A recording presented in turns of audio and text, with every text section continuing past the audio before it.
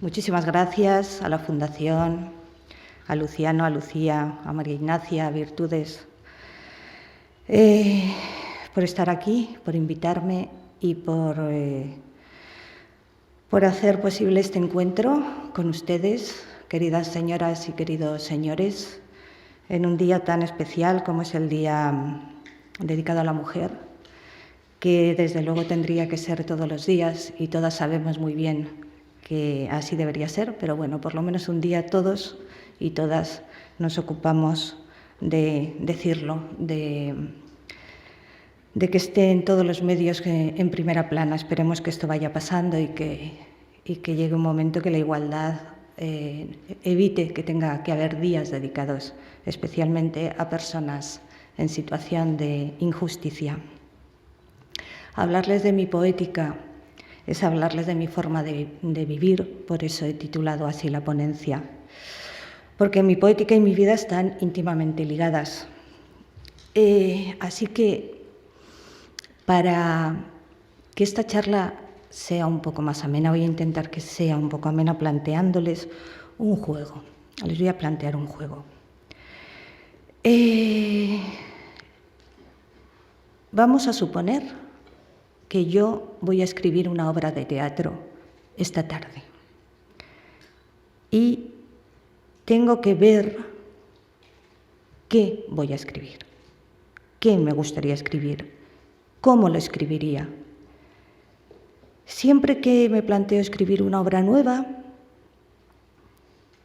me hago una serie de preguntas que he dado en llamar llenar el cuenco.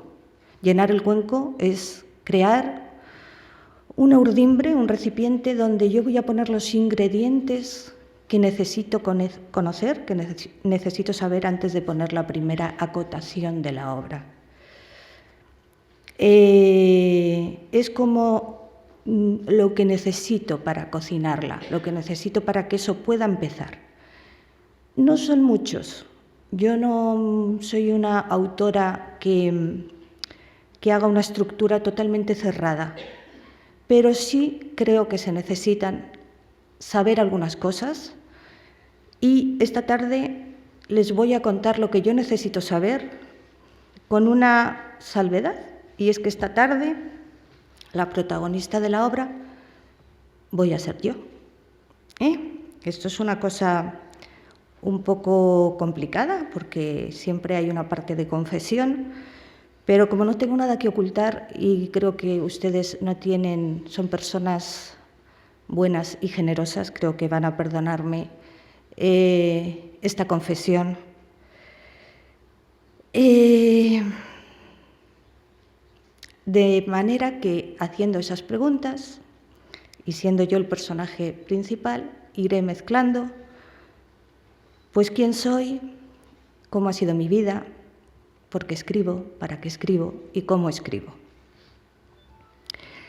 La primera pregunta que me hago y que es fundamental es el tema, es decir, ¿de qué quiero hablar? ¿De qué quiero hablar? ¿Quiero hablar de algo? ¿Hay algo que me mueva a escribir? Porque si no existe eso, desde luego no voy a comenzar la obra. Pero aquí, hoy, esa pregunta la vamos a dejar para después. Vamos a empezar por la segunda, que es la creación de los personajes. Supongamos que es una obra que tiene dos personajes, un protagonista y un antagonista. Lo primero que hay que saber es quiénes son, crearlos. Y para crearlos hay que conocer distintos aspectos de ellos. Por ejemplo, hay que saber los rasgos físicos, hay que conocer los rasgos psicológicos, hay que conocer los rasgos sociales del personaje. Si empezamos por la protagonista Paloma, bueno, los rasgos físicos ya los están viendo, aunque están viendo los rasgos físicos de Paloma a mi edad, de una persona ya madura, pero vamos a suponer que la protagonista es Paloma a esta edad, que como soy coqueta no se la voy a decir. Y los rasgos ya los tienen. es muy importante saber cómo son físicamente los personajes, porque eso, el tener una imagen en la cabeza, el saber si esa persona es alta, baja, si tiene algún defecto físico, si tiene algún complejo, si es una persona agraciada o una persona fea, va a darnos muchos datos del carácter. Por supuesto, cuando pensamos en una historia, elegimos el tipo de físico que tiene que tener nuestro personaje. Imagínense Cyrano, no se podría escribir si no fuera como era físicamente. El antagonista. ¿Quién sería el antagonista en esta obra de teatro de mi vida? Pues podríamos decir que en este caso el antagonista es abstracto. Podríamos decir que es la sociedad a partir de una serie de personajes que se cruzan en mi vida y que son muchos personajes a través de toda mi existencia. Vamos a dejarlo así.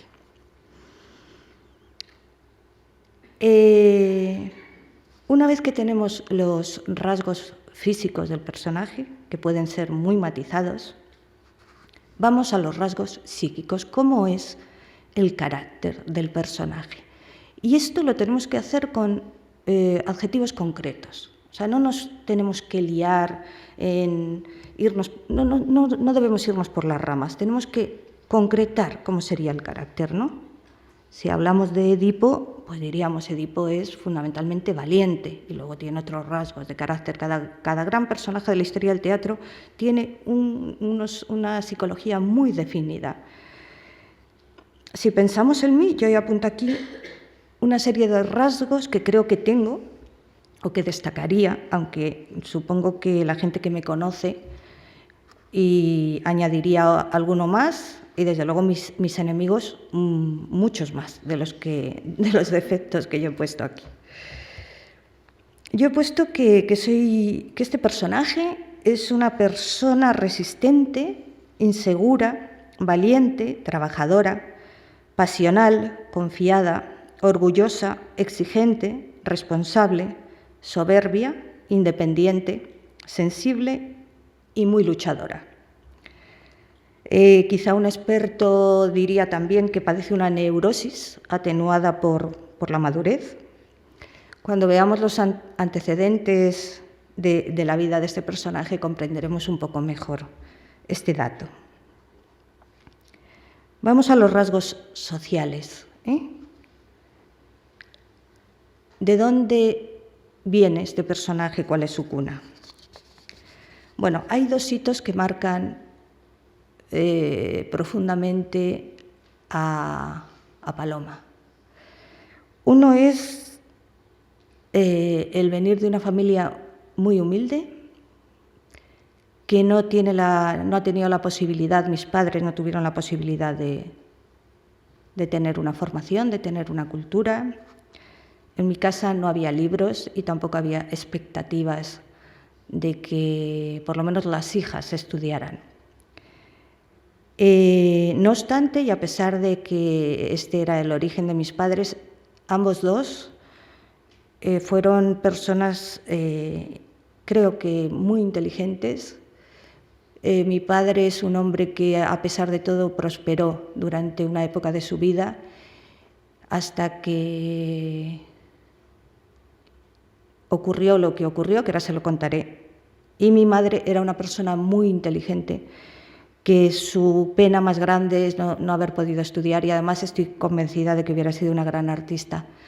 Cuando mi madre murió, descubrimos, mi madre escribía, pero con mucha dificultad, porque no había ido nunca al colegio. Pero ella se esforzaba, escribía muy despacio, pero escribía. Y cuando murió descubrimos que tenía dos cuadernos. Tenía un cuaderno de relatos y un diario con poemas escritos por ella. Esto es impresionante, ¿no? Pensarlo hoy en día y pensar cómo estas mujeres, a pesar de lo que tuvieron que vivir, hicieron ese esfuerzo por expresarse y por dejar un legado maravilloso, ¿no? Otro de los hitos que marca mi vida es, bueno, tiene que ver con este, es el trabajo prematuro. Al venir de una familia desestructurada, porque en un momento determinado mi padre, que era un hombre que bebía, pierde el trabajo y entonces se queda muy pronto en paro desde muy joven y los hijos tenemos enseguida que ponernos a trabajar. Así que yo a los 17 años ya empiezo a trabajar de una forma estable, de 8 a 3 en la maternidad de O'Donnell, ayudando a las mujeres a dar a luz, ayudando a las mujeres en sus enfermedades. Un trabajo que realmente no era vocacional, pero que me marcó mucho, porque imagínense ustedes lo que significa para una criatura, un adolescente, estar trabajando con esa responsabilidad y con esa responsabilidad en un mundo como es el de la vida y la muerte. Otro hito que es el segundo y fundamental, porque esto está unido al primero, ¿no? El origen social. Hay otro hito que también marca mi vida, que es mi género, mi sexo. Mis padres querían un niño, el primero, y nació mi hermana mayor. Fueron enseguida por el niño y nació mi hermana, la segunda. Desesperados, fueron ya a por el niño y nací yo. Se pueden imaginar lo que supuso para ellos. Es tan curioso esto que estaban tan decepcionados que no se les ocurría ningún nombre, porque también es muy importante el nombre cuando vas a escribir una obra de teatro. El nombre marca muchísimo a un personaje y marca muchísimo a una persona, y sobre todo cuando tiene un carácter literario.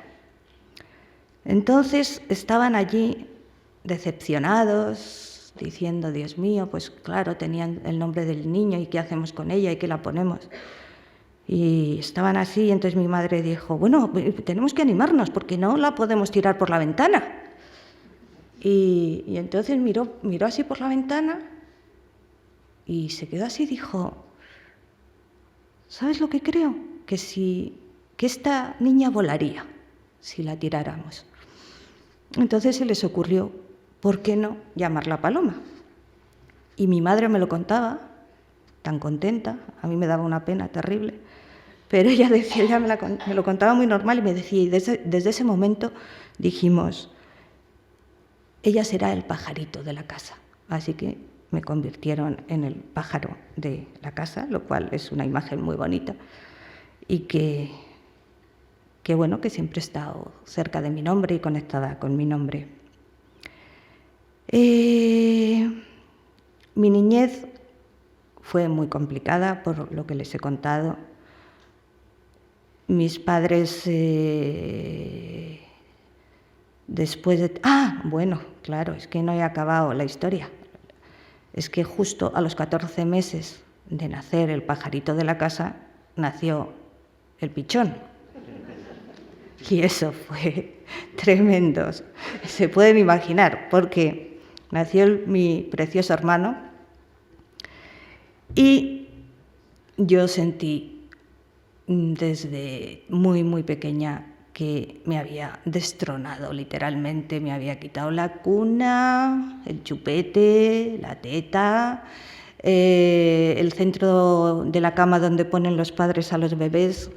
Mi hermano me destronó y yo ya desde muy pequeña, poco después, cuando ya observaba más y veía que él tenía tantos privilegios, que él no se tenía que hacer la cama y yo sí, que incluso me decían que hiciera la suya, que él le apuntaban a todo tipo de actividades extraescolares, que podía ir a guitarra, que iba a un colegio mucho más importante que el mío y demás. Pues yo observaba eso y ya tenía un sentimiento de injusticia muy grande. Yo le preguntaba a mi madre, mamá, ¿por qué? ¿Por qué?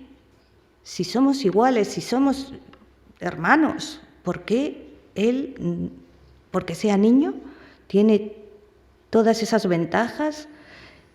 No solo lo preguntaba, sino que me revelaba, y eso suponía además castigos, porque me decían, Paloma, pon la mesa, y yo decía, Carlos, pon la mesa, y entonces aquello se convertía en una batalla. Mi madre era una mujer sensible, pero en esto estaba demasiado, era demasiado de la época, y también tenía un enamoramiento enorme hacia mi hermano. Creo que este sentimiento de injusticia que yo vivo desde pequeña, que me hace rebelarme y que además me hace decir, porque estas cosas, a ver, cuando te pasan estas cosas puede ocurrir que te quedes inmovilizada, que te quedes diciendo, me ha tocado esta desgracia, y te achiques, o puede ocurrir que digas, no, esto no va a ser así, yo voy a luchar, yo voy a estudiar y yo voy a salir para adelante, que fue lo que yo hice. En realidad, aunque estaba en el hospital, y de hecho estuve 9 años trabajando en el hospital, por la noche estudié sociología, me licencié en antropología social, y los fines de semana me dedicaba a mi pasión, que era el teatro, porque desde muy cría era mi pasión. El otro día me preguntaban en una entrevista, pues ayer, porque estoy a punto de estrenar, y ayer un periodista me decía, pero ¿de dónde te viene a ti lo del teatro? ¿Hay en tu familia alguien que venga del teatro? Y yo digo, no, pero yo desde muy cría hacía teatro, y yo creo que lo hacía porque era el momento en que yo sentía que me hacía visible para los demás. Era una forma de luchar contra la invisibilidad que suponía, pues eso, ser la tercera, y tener al precioso, porque era muy guapo mi hermano, tenerle ahí. Era, bueno, yo me voy a hacer visible poniendo, porque además no había ido al teatro, pero yo ponía luces, dirigía a mis primos, no les dejaba reírse, o sea, era una directora tremenda. Ella tenía como un sentido de la profesionalidad extraordinario, y hacía una cosa muy curiosa, que era que es que cobraba la entrada, cosa que yo alucino, porque yo no había ido nunca, pero tenía un sentido muy práctico también. Luego lo perdí, ya cuando me empecé a dedicar realmente al teatro, ese sentido del cobro ya lo perdí bastante. Pero sí, yo creo que para mí el teatro era la luz, era estar en la luz, era hacerme visible y hacerme querible. Luego, de mayor, me di cuenta que la gente no te quiere por lo que haces, pero de pequeña no lo sabía, y quería ser actriz. Entonces empecé a estudiar teatro también, y a mediados de los 70 fundo mi propia compañía, Teatro Cachivache, en el que trabajo sobre todo como actriz, pero también hay una parte que yo comienzo a hacer en la compañía, que es la parte de la dramaturgia. En aquella época, los grupos, las compañías independientes, hacíamos lo que se llamaba creación colectiva, que era algo que estaba muy de moda, que era más o menos que todos hacíamos de todo. Pero luego en realidad no era totalmente así. En realidad lo que ocurría es que a la que se le daba, o al que se le daba mejor coser, se encargaba de los trajes, el que era manitas con la madera y con las telas hacía la escenografía. Y yo tenía una especial habilidad en coger todo aquello que ocurría en las improvisaciones, hilarlo y hacer un texto para que luego lo pudiéramos representar y tuviéramos nuestro texto ahí escrito. ¿Y cómo y por qué comienzo a escribir?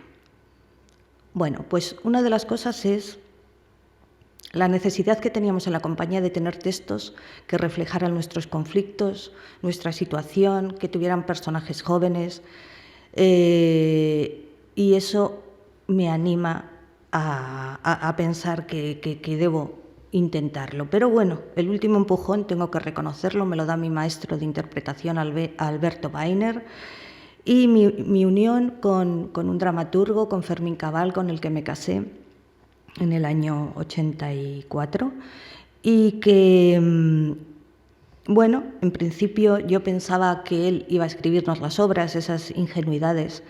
Yo sabía que Arthur Miller le escribía las obras a Marilyn Monroe y yo pensaba, a partir de ahora tengo mi dramaturgo particular, pero de eso nada. Él, y con razón, tenía sus asuntos que tratar. Entonces yo lo que hacía era que le iba contando, me acuerdo que pergeñé una historia y le iba diciendo, Fermín, tengo ya los personajes, Fermín, tengo ya el conflicto, Fermín, tengo los objetivos, Fermín, tengo no sé qué, y tengo la historia, y yo se lo contaba todo, se lo contaba cuando íbamos de viaje, que era el único momento que como iba conduciendo no podía huir de mí, ¿no? Y yo le atormentaba ahí contándole la obra que quería que me escribiera. Hasta que un día me dijo, vamos a ver, Paloma, ya tienes, porque le conté el final también, ya lo tienes todo, escríbela tú. Y dije, pues a ver, voy a intentarlo. Entonces me acuerdo que me metí en un cuartito ahí, que había una mesa camilla en la casa conyugal, y estuve como 4 horas,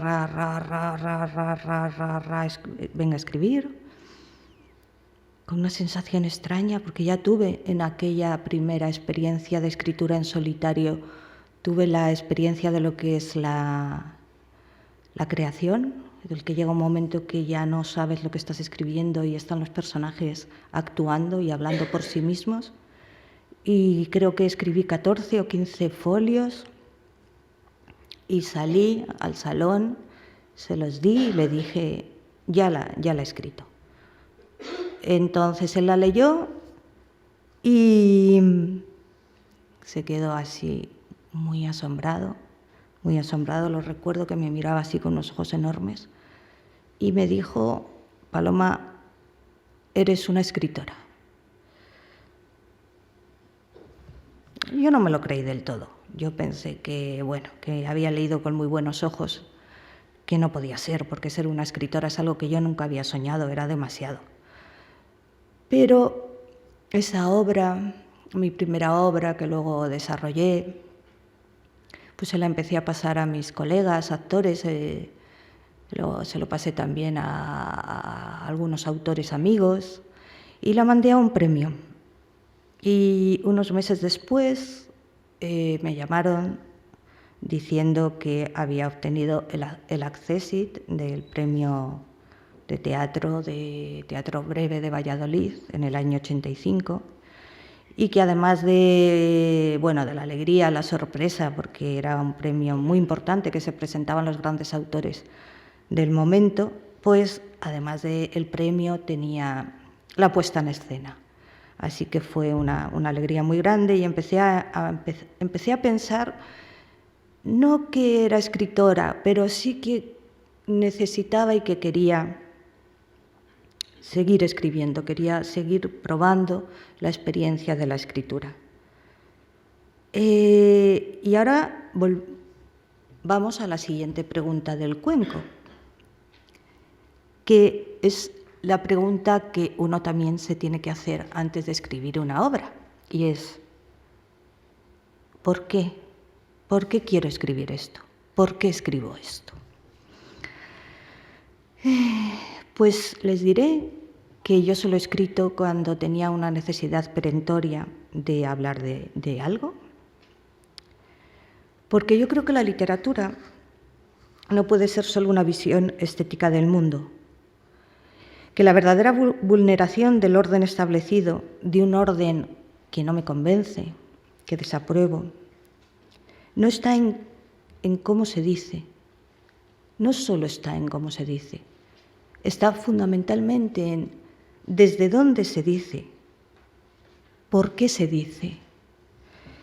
Y por eso mismo yo no sigo nunca las modas, siempre intento escribir desde el origen, desde la autenticidad, desde lo que yo creo que tengo que decir, y sacar de ahí la fuente de creación, porque para mí la estética más lograda tiene que nacer de una ética, tiene que nacer de una ética exigente, y siempre he fusionado estos dos conceptos. Vamos a los temas. Pues los temas de mis obras están siempre en consonancia con mi vida y con lo que me está tocando vivir en cada momento. Por ejemplo, la edad es algo que, como bien sabe mi querida Virtudes Serrano, que está aquí presente, pues cuando tenía 20 años los personajes en general tenían 20 años. Cuando tenía 30 les hacía más o menos de 30. Aunque es verdad también que me ha gustado mucho escribir obras con personajes mayores, con personajes ancianos. Siempre he tenido una sensibilidad especial para la empatía con los mayores y tengo bastantes obras escritas en la juventud, que los protagonistas son varones y mayores. Una cosa muy curiosa. Pero cuando era joven, lo que hacía era escribir más desde las pasiones, escribía más de una manera más como un estallido, como una necesidad, como se escribe la poesía, que es algo que también te sirve para sanarte, para indagar, para intentar comprenderte, para intentar comprender el mundo, para centrarte, ¿no? Entonces escribía mucho desde ahí y me lanzaba quizá de una manera más espontánea a la escritura teatral. Ejemplo de es esta primera obra, La llamada de Lauren, que es un texto que escribí, como les decía, muy rápidamente, un acto casi de creación inconsciente, que trata, bueno, han dicho los críticos, han hablado mucho de esta obra y casi todos dicen que trata sobre la identidad sexual. Yo la he visto montada, se ha montado muchas veces y la he visto montada en muchos países y de muchas maneras. Y ahora ya con los años, con tantos años que han pasado, porque la escribí en el año 85, yo miro hacia atrás y creo que lo que yo estaba ya planteando ahí, más que la identidad sexual, era las relaciones de pareja. ¿Por qué los modelos de relación? Estaba cuestionando los modelos de relación, los roles que se establecen en las parejas. En La llamada de Lauren es un día de carnaval, el marido, que se llama Pedro, empieza la obra con que él se está disfrazando de actriz de Hollywood, de hecho se está disfrazando de Lauren Bacall, y de pronto aparece una mujer joven que es su esposa, es su tercer aniversario y se van a ir de fiesta al carnaval. Pero él tiene una sorpresa para ella, que es un disfraz de Humphrey Bogart. Hay todo un ritual, una primera parte donde él le pide a ella vestirla, transformarla. Hay un momento incluso que la venda el pecho. Y lo que empieza como un juego de esta noche tú serás la mujer y yo seré el hombre, vamos a jugar, a cambiarnos los roles, pues acaba desvelando una verdad o más de una verdad. Y es que la pareja que tienen no es una pareja donde ellos sean dichosos, que los roles rígidos que están jugando como mujer y hombre tampoco lo son. Seguramente se puede pensar que Pedro tiene también una tendencia, que no sé si a la bisexualidad, diría yo, porque él está enamorado de su mujer y tiene relaciones sexuales con su mujer, o sea que podría ser bisexual. Y esto en el año 85 se estrena. Imagínense lo que ocurrió, ¿no? Luego se lo cuento lo que ocurrió. Bueno, se lo voy a contar ya. Ocurrió que la crítica se enfureció. Fundamentalmente fue una reacción insólita, feroz, hacia la obra, como una jovencita mujer, en un momento en el que prácticamente no había autoras, estaba estrenando Ana Diosdado, y sí había otras autoras. Bueno, desde aquí, Ana, querida, mi homenaje. Ya saben que Ana Diosdado murió hace muy poco tiempo. Ana la primera, Ana, mi querida compañera, que me acuerdo muchísimo de ella.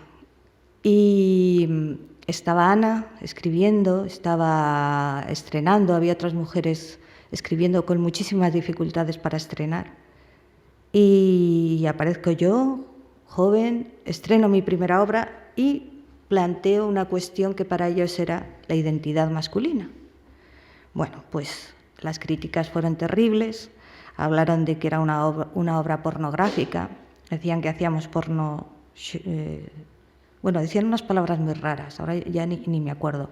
Había incluso críticos que se metían con los personajes, una cosa muy curiosa, porque yo siempre había leído críticas que se meten con el autor o con el director o con los actores, pero aquí se metían con los personajes. Y siempre me acordaré de una frase que decía: diga lo que diga la autora, el marido es un maricón como la copa de un pino. Y ella es una tonta que no se entera de nada. Y dije, ¡hala! Se acaba de cargar a los personajes como si tuvieran vida propia. Esta reacción tan furibunda, sin embargo, llevó a que la gente se interesara muchísimo por saber qué era aquello y qué estaba pasando y qué era que era eso pornográfico en el año 85, y bueno, cada vez venía más público y cada vez teníamos, de hecho tuvimos que prorrogar en el Centro Cultural de la Villa, en Colón, o sea que esa primera obra me da un disgusto muy grande, porque yo no entendía nada de lo que estaba pasando. Para mí era un vapuleo que yo no entendía, una cosa hecha con tanto amor, que además yo era la protagonista femenina y que estaba en el escenario y que estaba viviendo todo eso, y verdaderamente era no solamente la obra escrita con amor, era un montaje hecho con profundo amor, que luego llegarán unos señores que escribían en los periódicos y nos pusieran verdes, ¿no? Pero bueno, esto es parte del juego de la vida y es parte del juego del teatro. En esta época de juventud escribo obras más intimistas, como El color de agosto, que es otra obra que escribo en el 87 y donde también creo que hay una ruptura en los roles, porque aquí las protagonistas son dos mujeres jóvenes, pero no son dos mujeres amas de casa, son dos pintoras que viven, profesionales, que viven de su trabajo y que tienen... el conflicto es entre ellas. El conflicto no es un hombre. Hay un hombre porque siempre tiene que haber un hombre, pero el conflicto es el conflicto de dos amigas, dos grandes amigas que compiten, por muchas cosas y sobre todo que se está cuestionando lo que es el fracaso y el éxito social. Muy pronto a esta obra escribo quizá la única obra autobiográfica que he escrito, claramente autobiográfica, porque los autores estamos siempre en las obras, pero estamos, y creo que hemos de estar muy abajo, muy en el fondo de la obra. Esta obra titulada Una estrella sí que es una obra autobiográfica y es una obra muy importante para mí, porque me planteo concretamente la relación entre un padre y una hija, y es un canto a la compasión, es una forma que yo tengo de reconciliarme con mi padre. Mi padre murió antes de que yo estrenara La llamada de Lauren. Estábamos ensayando, yo estaba ensayando, iba al hospital, y es decir, que era muy joven. y mi padre no pudo vivir mi trayectoria, no pudo vivir como mi vuelo, el vuelo de ese pájaro que querían tirar por la ventana, no lo pudo vivir. Pero yo le decía, papá, están haciendo carteles, y unos carteles preciosos, y ponen tu apellido muy grande en los carteles y los van a pegar por todo Madrid. Y le llevaba fotos, y yo le quería hacer partícipe de algo que a él le importaba mucho, muchísimo, que era el éxito social, y que supiera eso, que su hija estaba ahí. En esta obra, cuando muere mi padre, yo todavía no le había perdonado que fuera un padre ausente, y esta obra es una obra de reconciliación donde yo me encuentro con él y donde me ocurre una cosa muy bonita, y es que él me dicta la obra, él me dice quién era y me descubre quién era, cosa que yo no sabía, porque yo a mi padre prácticamente no le conocía.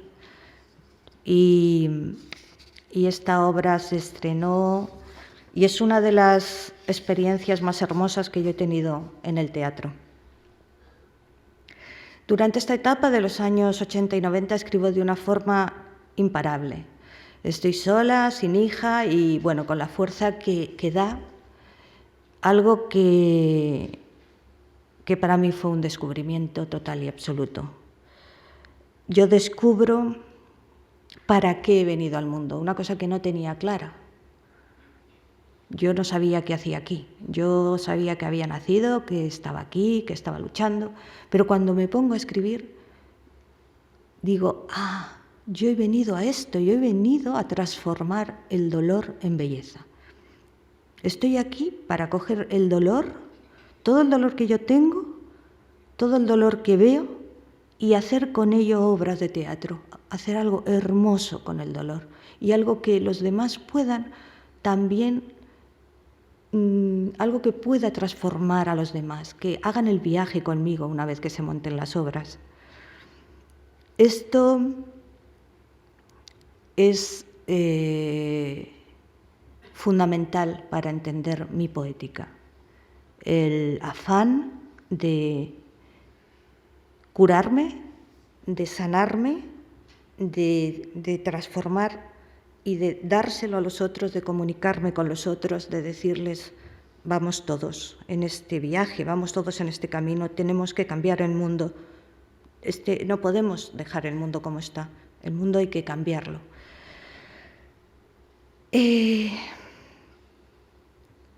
Otra pregunta del famoso cuenco, que cuando doy talleres de escritura hago que todos mis alumnos se contesten antes de empezar a escribir la obra, y es, ¿cómo vas a escribir la obra? ¿Desde dónde vas a escribir la obra? Bien, pues yo les diría que yo escribo desde los personajes. Siempre, desde el principio, he utilizado mi experiencia como actriz y, sobre todo, mi capacidad de empatía, de ponerme en el lugar del otro. Es impresionante el sentir, el ver cómo se puede entrar y comprender a personajes que en principio te parecen totalmente ajenos a ti. Es un ejercicio que además se desarrolla, pero que yo creo que en principio lo tenía ya y que voy desarrollando cada vez más, y es esa facilidad de ponerme en otros, en personajes extraños a mí, en personajes que no tienen nada que ver con mi carácter ni con mi pensamiento, y meterme y trabajar desde dentro los personajes. Es muy importante también hacer esto, porque si tú consigues crear un personaje así, vivo, él va a tomar aliento y va a tomar vida propia y va a hacer una cosa que es fundamental, y es empezar a actuar y a sentir a su manera, sin que tú le controles, sin que tú le digas por dónde tiene que ir, lo que tiene que decir, cómo tiene que actuar. Cuando verdaderamente la obra toma vuelo es cuando los personajes se revelan y empiezan a hacer su camino y empiezan a moverse en la acción a través de sus propios pasos. El personaje se crea, como habíamos dicho antes, sabiendo mucho del personaje, conociendo sus rasgos físicos, psicológicos, su historia. Pero hay un factor también que crea el personaje que es muy importante, que es el lenguaje. ¿Cómo habla el personaje? Esto es una cosa impresionante, porque hasta que no encuentras el lenguaje del personaje es muy difícil que el personaje pueda actuar. Si no sabes cómo habla, el personaje suele quedarse limitado, se suele quedar constreñido y no tiene forma de expresión. Un lenguaje, una forma de hablar, te va a hacer una creación increíble. Bueno, pues la estructura. Es importante una estructura, es importante. Para mí es fundamental, imprescindible. Todo esto de lo que les estoy hablando es estructura. Y hay que sumarle otros conceptos como la estrategia, el espacio, el tiempo, el incidente. Hay que plantearse cómo ordenar el caos, o yo me planteo cómo ordenar el caos. Hay diferentes maneras de hacerlo, cada autor tiene su librillo, como cada maestro. Pero para mí, y en ese sentido soy muy aristotélica, el teatro es una acción, es la mímesis de una acción, no la mímesis de la vida, sino la mímesis de una acción que se genera por un conflicto y que es una acción que elegida, elaborada, estilizada, crecida y bella, algo que tú haces que se desarrolle. Porque si una obra no tiene acción, solo puede haber narración y eso pertenece a la novela. Y si no tiene estructura y no tiene acción, pues es algo incoherente, que está carente de arte. Así que la estructura es fundamental. Fundamental el tiempo, fundamental el espacio. Yo antes de ponerme a escribir dibujo la escenografía, torpemente, pero en un folio,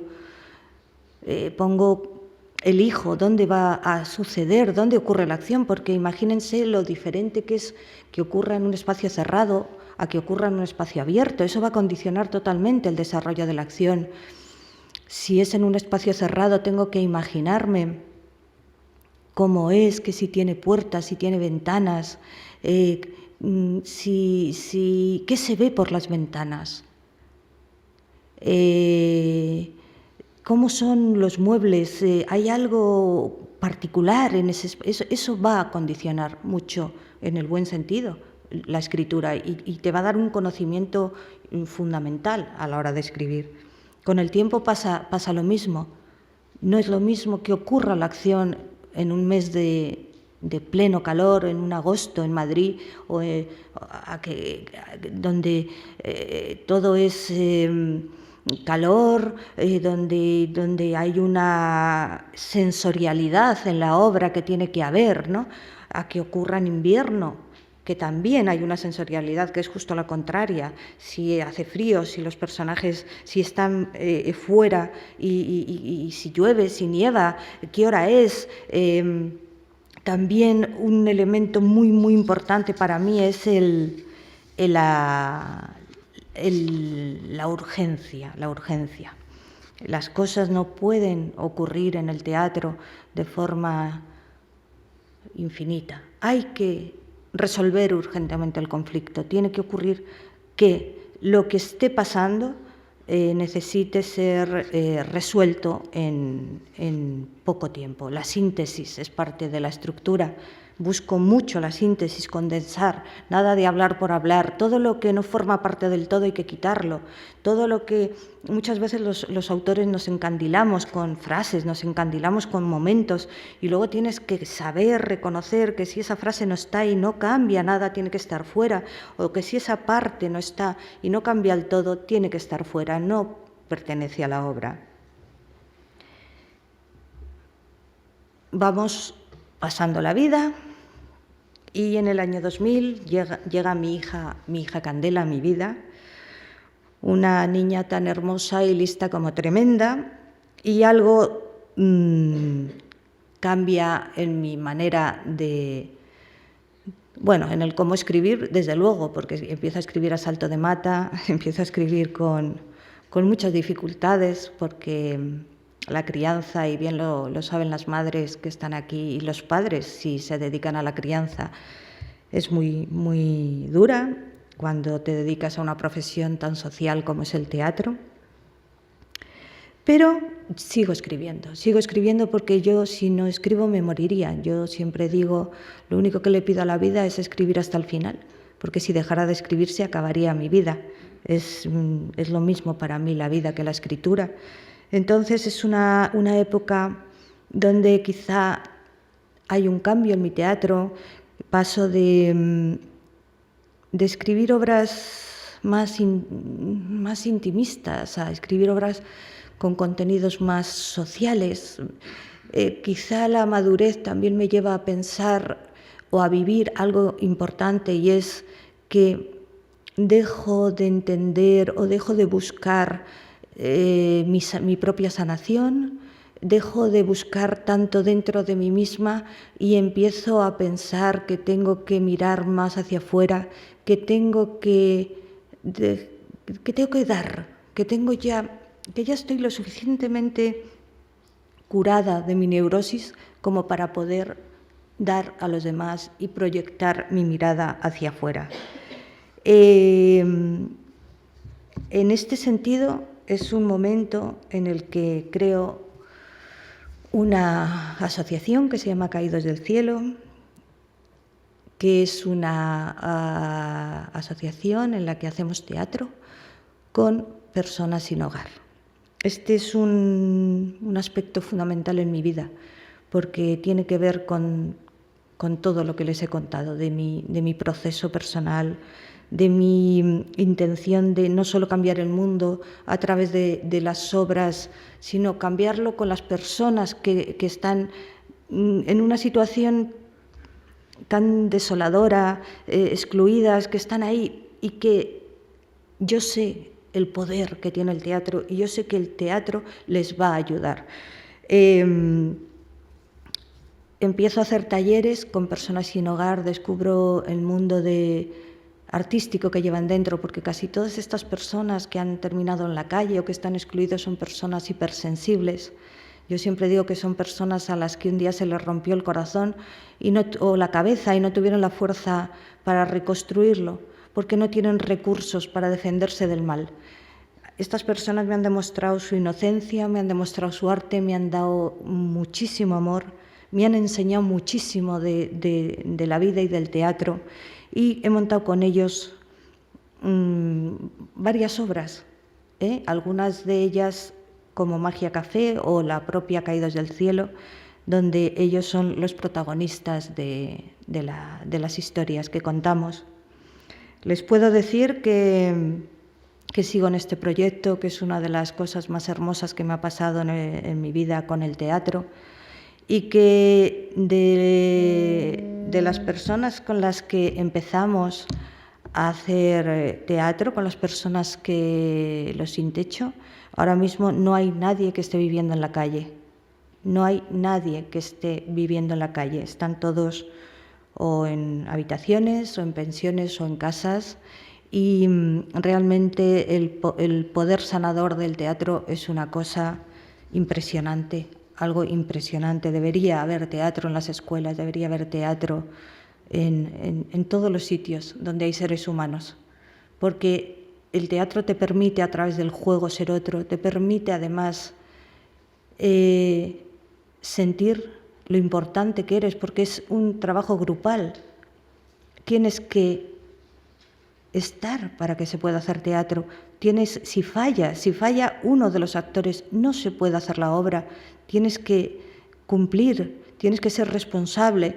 Y luego además tiene una cosa maravillosa el teatro, y es que no es una terapia que quede para ti, es una terapia que da un fruto artístico que es para los demás. Realmente es un trabajo impresionante que, como les decía antes, espero seguir haciendo y tener fuerza y tener salud para que esto continúe adelante, Caídos del Cielo. Como les había dicho, otra de las preguntas es ¿para qué escribo esta obra? ¿Para qué escribo? Pues ya les he contestado. Escribo para cambiar las cosas, para transformar el mundo, para hacerlo mejor, para hacerme yo mejor. ¿Y para quién? Pues escribo para todos. Yo escribo para ustedes, escribo para los demás. Nunca me planteo escribir una obra para descubrir algo y meterla en un cajón o para hacer un experimento formal y después mirarlo y decir qué bonito me ha salido. No, yo escribo para los demás y para compartir con los demás este proceso ilusionante que me hace sentir que tenemos algo en común y que tenemos mucho, no solo algo, que tenemos que estar juntos para hacer ese cambio necesario. Y como ya estoy controlando el tiempo y quedan 5 minutos para terminar, solamente decirles que es la pasión lo que me ha llevado siempre a escribir obras nuevas, la ilusión por desentrañar la bondad y la maldad propia y ajena, a comprenderme y comprender a los otros. Por eso solo le pido a la vida que no me quite la ilusión. No pido tener un gran teatro, no pido tener más, no pido... el teatro me ha dado muchísimo y tengo muchísimo y es mío y puedo seguir. Lo único que a veces siento que es vulnerable y que es lo que tengo que tener es la ilusión. Seguir pensando que tiene sentido escribir, seguir pensando que estoy aquí para eso y que entre todos podamos transformar el dolor en belleza. Muchísimas gracias.